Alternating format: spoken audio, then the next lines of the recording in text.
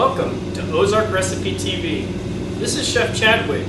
Today's What's Cooking Local is the perfect roast beef. So what we're going to do with it is we're going to season it up first thing, and what I want to use today is some granulated spices, okay? This is going to be a type of spice, or also called grilling spice. This is the type of spice that once you put it on there, you can sear this beef at high temperature, but these seasonings won't burn, which is really awesome because you're going to get all that flavor out of it, but you won't get a burnt flavor. If you put just garlic powder on a piece of meat like this and sear it, it's going to taste tainted, it's going to taste bitter, it's going to taste burnt. You want to put about a tablespoon per pound on this piece of meat. This piece of meat is about 2.5 pounds. Okay, so I've got this thing coated very, very well. Now we're going to sear it in a hot pan, and this is called the English roasting method. I know I said we're going to roast the beef, but first we need to sear it all over the outside. We're just going to put about a tablespoon or two in the pan, and then we're going to sear that piece of beef. You always want to heat your pan up before you add the oil, because the oil heats up much quicker than the pan. Alright, we're going to sear the fat side down first.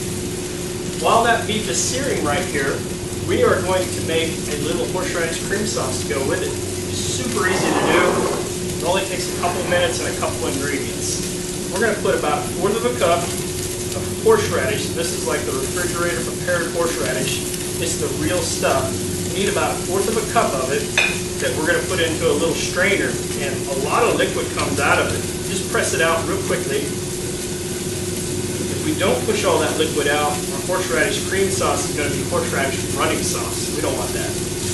Okay, so once we get all the liquid out of this horseradish, we're going to put it in the bowl here. We're going to use 1 cup of sour cream, which is an 8-ounce container, of course. I like nice round numbers like that. We're going to put into that just a little bit of salt, a little bit of pepper, and I often use white pepper. I think this looks better in a horseradish sauce. About a teaspoon of lemon juice, about a tablespoon of Worcestershire. We're just going to mix that up real quick, and that's a really fast and easy and delicious horseradish cream to go with your roast beef. Meanwhile, this roast beef is coming right along. As you can see, we're getting some wonderful color on it there. That's really what we want to see. Whenever you brown a piece of meat like that, when you brown protein, you're creating flavors. So we've got a really good sear on here. And we're going to go ahead and put that in the oven at 300 degrees. And what you want to do is you roast a piece of meat 15 minutes per pound if you want it around medium rare. Okay? 20 minutes a pound if you're looking for about medium well. Of course, that's approximate cook times. You want to use your thermometer to evaluate it as well. I think the hardest part about cooking a piece of meat like this is you have to let it rest for about 10 minutes after it's done cooking. That's the longest 10 minutes of your life. So when we've got a few minutes, I'm going to make a little au jus sauce. You know, we had that nice pan with all the great little bits of browning that we got from the beef, okay? So we're actually going to put about a cup or 2 of water in there. And I'm just going to use a little packaged au jus mix. You know, it's really fast, really easy, works every time.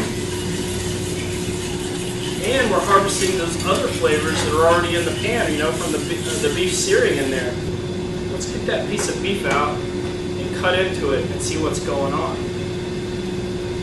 Whenever you cut your roast beef, always make sure to cut against the grain. You don't want to cut with the grain. And I see the way the grain's running on this piece of beef, and we're going to cut against it. We're going to take a couple little slices here. You always want to slice it nice and thin also. It'll eat better and it'll be more tender. Look at that. It's got that nice little pink color to it. This is awesome. This is what's cooking local today.